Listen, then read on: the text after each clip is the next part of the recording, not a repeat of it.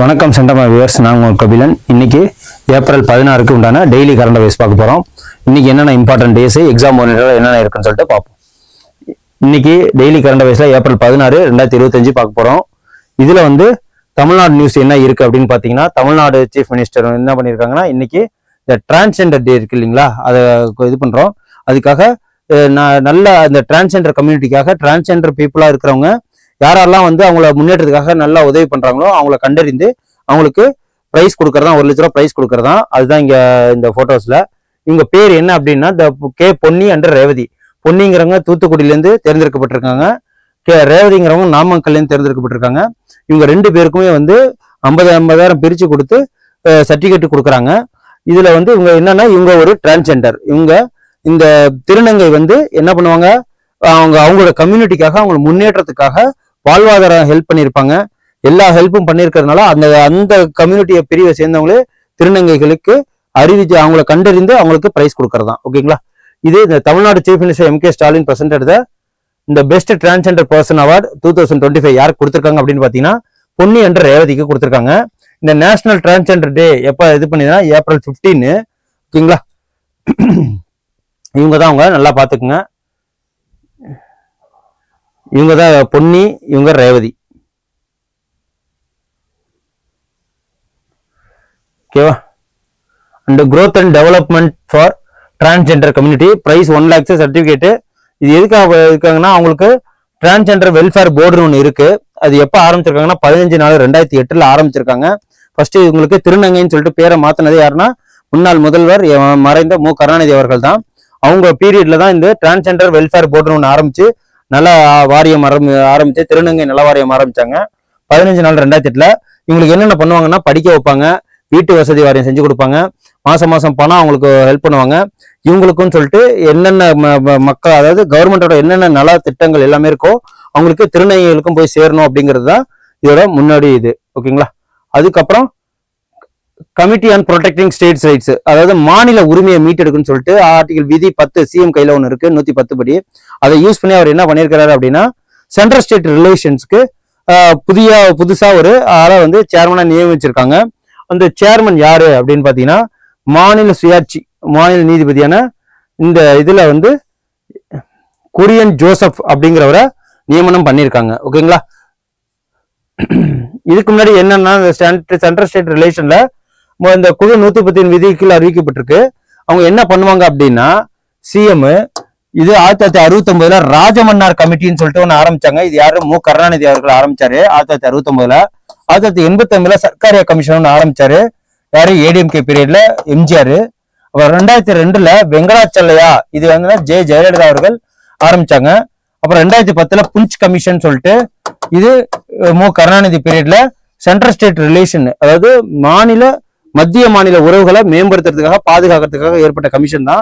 இப்ப 2025 குரியன் ஜோசப் அப்படிங்கிற நியமிச்சிருக்காரு. இது மொத்தம் 3 மெம்பர்ஸை கொண்டது இந்த குழு. அந்த 3 மெம்பர்ஸ் யார் அப்படின்னா, மாநில உரிமைகளை பாதுகாப்புறதுக்காக குரியன் ஜோசப், இவர் தான் சேர்மனு. அசோக் வரதன் அண்ட் நாகராஜன் சொல்லிட்டு இவங்க 3 பேரு. அதுக்கப்புறம் தமிழ்நாடு ஸ்டேட் ஃபுட் கமிஷன் 2018 ஆரம்பிக்கப்பட்டிருக்கு. அப்போ இப்போதைக்கு உண்டான சேர்மனை யாரை நியமிச்சிருக்காங்கன்னா, இவர் சுரேஷ் ராஜன், டிஎம்கேவோட முன்னாள் எம்எல்ஏ. இப்போதைக்கு அவர் எந்த தொகுதியில போட்டிருந்தாருன்னா, கன்னியாகுமரி தொகுதியில போட்டிட்டு இருந்தாரு, அவருக்கு தான். அது மாதிரி தாட்கோட சேர்மன், முன்னாடி சேர்மன் யாரா இருந்தாங்கன்னா மதிவாணன் இருந்தாங்க. அவங்கள இது பண்ணிட்டு இளையராஜா அப்படிங்கிறவங்கள நியமனம் பண்ணியிருக்காங்க. அதுக்கப்புறம் தமிழ்நாடு SC/ST இந்த போர்டுக்கு உண்டான சேர்மனை யாரை நியமிச்சிருக்காங்கன்னா, இமயம்ங்கிறவங்கள நியமிச்சிருக்காங்க. அதுக்கப்புறம் நேஷனல் ஃபுட் செக்யூரிட்டி ஆக்ட், இது 2010 ஃபுட் செக்யூரிட்டி ஆக்ட் மூலயமா இதை வந்து நியமனம் பண்ணி சொல்லியிருக்காங்க. அதுதான் இந்த நேஷனல் ஃபுட் செக்யூரிட்டி ஆக்ட் 2013 எதுக்காக ஆரம்பிச்சாங்கன்னா, இந்த PDS இருக்குல்ல, ரேஷன் கடை, அந்த இதெல்லாம் தானியங்கள்லாம் வழங்குறது, அதுக்கு தான். இது என்னன்னா, ஃபுட் ஆக்ட் எல்லாருக்கும் போய் சேரணும் அப்படிங்கிறதா. India act for parliament provide subsidies for food grains to approximately 2/3 of the country. 1.4 billion பீப்புளுக்கு இதை போய் சேரணுங்கிறதா இந்த ஃபுட் செக்யூரிட்டி ஆக்டோடது. எந்த இதுக்கு ஃபுட் செக்யூரிட்டி ஆக்ட் வரும் அப்படின்னு பாத்தீங்கன்னா, department of food and public distribution அந்த மினிஸ்ட்ரி கீழே வரும் இது. அதுக்கப்புறம் இன்டர்நேஷனல் நியூஸ், இது என்ன ஐகேமி எக்ஸசைஸ் அப்படின்னா, இது அதாவது நமக்கு வந்து டான்சானியாவுக்கும் இந்தியாவுக்கும் உண்டான ஒரு எக்ஸசைஸ் நடக்குது. அதாவது கடல்சார் எக்ஸசைஸ். இதுல இந்தியா டான்சானியா 3 கப்பல் இதுல பங்கேற்குது இந்தியா சார்பா. அது எதுன்னு பாத்தீங்கன்னா ஐஎன்எஸ் சென்னை, ஐஎன்எஸ் கொல்கத்தா, ஐஎன்என் சுனைனா அப்படிங்கிற 3 கப்பல் தான் இதுல ஜாயின் பண்ணுது. இதை பாருங்க, இதுதான் ஐகேமியோட போட்டோஸ். இந்தியா விசஸ் டன்சானியா, ஓகேங்களா, நேவல் எக்ஸசைஸ். இந்த Africa India key maritime engagement தான் இதோட ஷார்ட் ஃபார்ம் தான் ஐகேமி. இந்த ஐகேமி வந்து 2025 13 ஏப்ரல் டு 25 வரைக்கும் இது டார் எஸ் சலாம் டன்சானியால நடக்க போகுது, ஓகேங்களா. அதுக்கப்புறம் ஸ்போர்ட்ஸ் நியூஸ் வந்துடும். ஐசிசி மென், அதாவது ஒவ்வொரு மாசமும் ஒவ்வொரு பிளேயர்ஸுக்கு கிரிக்கெட்ல நல்லா விளையாடுறவங்களுக்கு இன்டர்நேஷனல் கிரிக்கெட் கவுன்சில் வந்து என்ன பண்ணிருக்காங்க, உமன் கிரிக்கெட்டரையும் மேல் கிரிக்கெட்டரையும் வந்து சூஸ் பண்ணுவாங்க. இதுல மென் கிரிக்கெட்டர்ல இந்த வாட்டி யாரை சூஸ் பண்ணிருக்காங்க அப்படின்னா ஸ்ரேயாஸ் ஐயரை சிறந்த விளையாட்டு வீரராக தேர்ந்தெடுத்திருக்காங்க. அதே மாதிரி உமன் இதுல யாரை தேர்ந்தெடுக்காங்க அப்படின்னு பாத்தீங்கன்னா ஜார்ஜியா வோல் ஆஸ்திரேலியன் கிரிக்கெட்டரை உமன்ஸ் பெஸ்ட் கிரிக்கெட்டரா இந்த வாட்டி தேர்ந்தெடுக்காங்க, ஓகேங்களா. அதுக்கப்புறம் கேலோ இந்தியா யூத் கேம்ஸ் 2025 நடக்க போகுது அடுத்த மாசம். அதோட இது என்ன அப்படின்னா மஸ்காட் என்னன்னா கஜசிம்மா.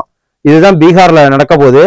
இதை வந்து கஜசிம்மாங்கிறது இது சிங்கமாவும் இருக்கும், அதாவது யானையாவும் இருக்கும், சிங்கமாவும் இருக்கும் தலையெல்லாம். இதை தான் வந்து யூஸ் பண்ணியிருக்காங்க மஸ்காட்டா அந்த கேலோ இந்தியா யூத் கேம்ஸ்ல. இந்த கேலோ இந்தியா யூத் கேம்ஸ் 2025 நடக்குது இல்லைங்களா, அது எங்க நடக்க போகுது அப்படின்னா மே 4-15 வரைக்கும் நடக்க போகுது அடுத்த மாசம். அதோட எங்கன்னா பாட்னா, ராஜ்கீர், கயா, பகல்பூர் அண்ட் வெகுசாரி அப்படிங்கிற இடத்துல. இந்த இதுல வந்து கஜசிம்மாங்கிறத மஸ்கோட்டா அதாவது சின்னமா யூஸ் பண்ணியிருக்காங்க. இது எதை டெபிக்ட் பண்ணுது இந்த மஸ்காட் அப்படின்னா, எலிஃபண்ட் எதுக்காக அப்படின்னா ஸ்ட்ரென்த் ஆஃப் த ஸ்ட்ரென்த்தை வந்து குறிக்குது. At the same time strength வந்து குறிக்கிறது எலிஃபண்ட். அந்த ஸ்பிரிட் ஆஃப் லயன் இது வந்து எதுக்கு குடிக்குதுன்னா, இந்த Khelo India youth games 2025 Gajasimha is the truly one of the kind and symbolizing power and courage unity. இது எல்லாத்தையும் குறிக்கிறது தான் இந்த கஜசிம்மா.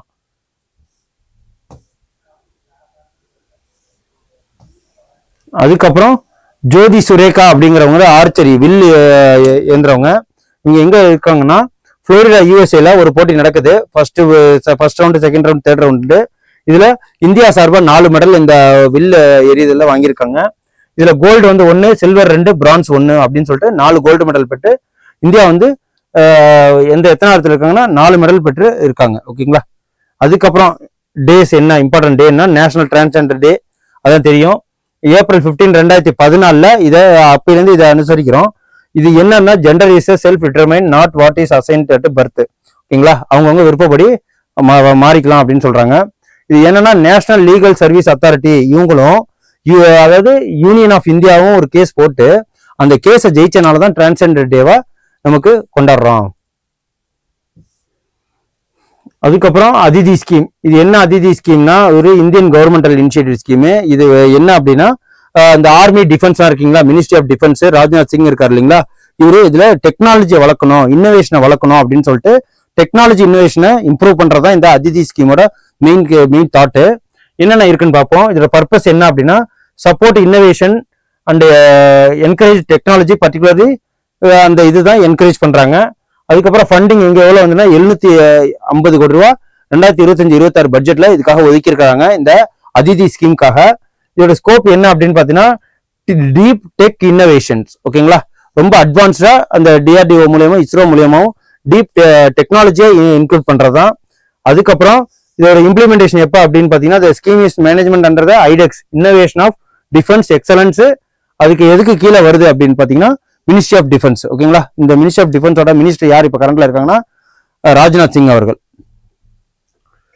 ஸோ உங்களுக்கு இது யூஸ்ஃபுல்லா இருக்குன்னு நம்புறேன்.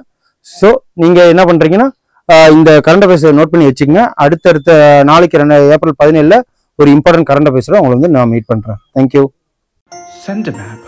You dare to dream, we care to accomplish.